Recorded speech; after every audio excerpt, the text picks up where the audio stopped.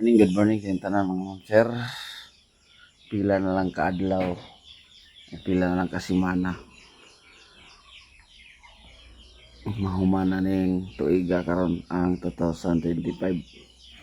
Hapit na mag 2026 nga ikaw karon may patuyang gyapon ka sa imong nagpatuyang pagyapon ka sa imong paghubog-hubog, pagbisyo ining kalibutan na.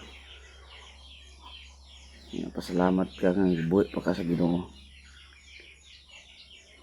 Mintras dili pa ulay ang tanan mga ma'am sir.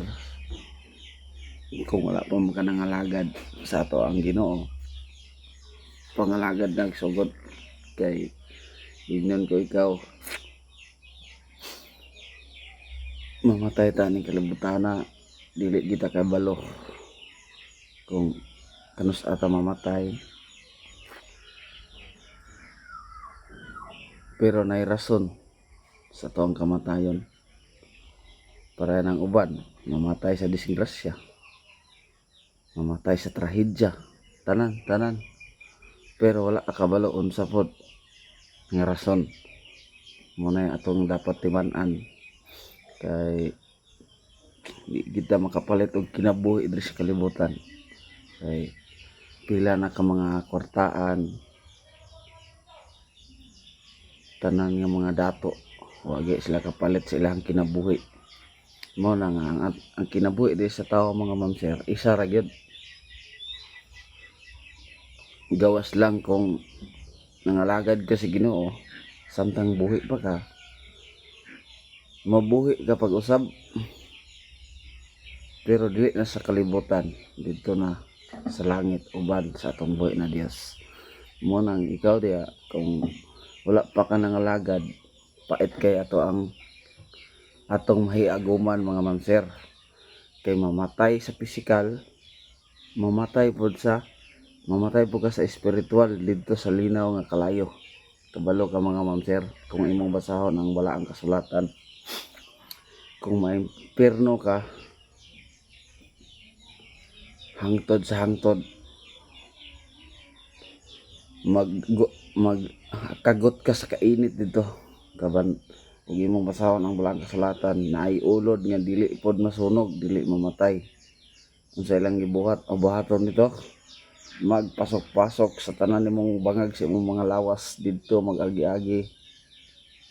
So sa imo jung ngilngig jud kayo. Ngilngig kayo hunaon ni mga ma'am sir.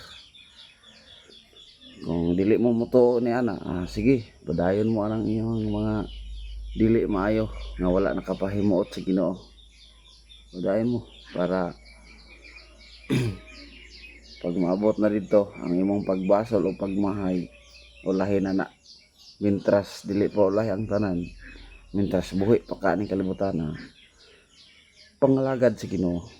Kay ignon ko kamo, pag once nga mga lagad ta, mula hutay sa tanang mga pagsubay aning kalibutan, pag mula maabsan ta nga namatay ka ning kalibutan nga nangalagad ka sa Ginoo, sure ang imong kinabuhi dito sa langit. Sige, kung gusto mo nga masayod nga unsa ang dito sa langit, nindot kayo kay ang giandam sa ato ang buhi na Dios nga balay dito lunlon bulawan, imong tumban bulawan nga dire sa kalibutan atong tumban tiles atong balay. Pero sa dito sa langit ato ang tumban dito lunlon bulawan. Tapos ang atong buhaton dito magdaig ta perminti sa atong buhi na Dios. Wa tay laing buhaton, daig rigid ta perminti sa atong buhi na Dios. Pero diri sa kalibutan daghan kay kagibuhat. Munang usahay tungod sa daghan nimong gibuhat, dili na ka makasimba sa atong buhi na Dios. Kay napasalabi na ka pangita ning kalibutan kay kabalo ang imong mindset lagi. Kay kung dili ka maning kamot, di jud ka mabuhi. Mo na nga ato nang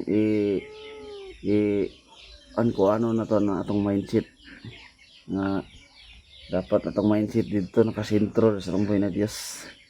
dito ka mo alagad og maayo sa buhi na Dios. Kaya nga atong pagsimbog pag-alagad diri sa kalibutan, sama ra na nga practice ka kay puhon-puhon kung malangit ta perminti na ka magdaig dito sa atong buhi na Dios. Mao nay dapat no tong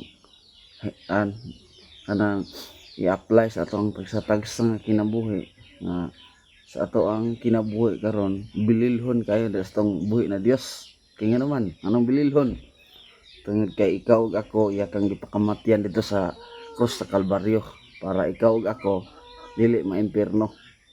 Pero ang yawa timan maningkamot pud ang yawa nga makadala dito sa linaw nga kalayo. Kaya ang linaw nga kalayo gitaganan na sa Ginoo para gid sa mga yawa. Pero kay ang yawa kay kugihan man kayo, kugihan man kayo manintal, kugihan kayo magsamok-samok. Una maningkamot gina siya nga madala ka diha dito sa linaw nga kalayo para na siya kauban.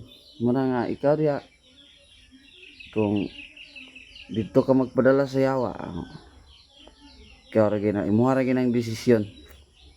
Kay ang desisyon nimo dili ka buot ang Ginoo. Kay gusto ang Dios nga ikaw mismo mo desisyon nga moalagad sa iya para maangkon nimo ang kinabuhi nga walay katapusan nga gitanyag sa Dios dito sa langit.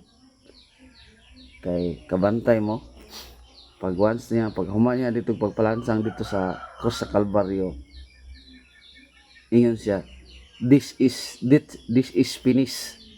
So nahuman na iyang gibuhat dito sa iyang pagpalansang, iyan ang gipapas ang ato ang mga sala. Pero isa niya maka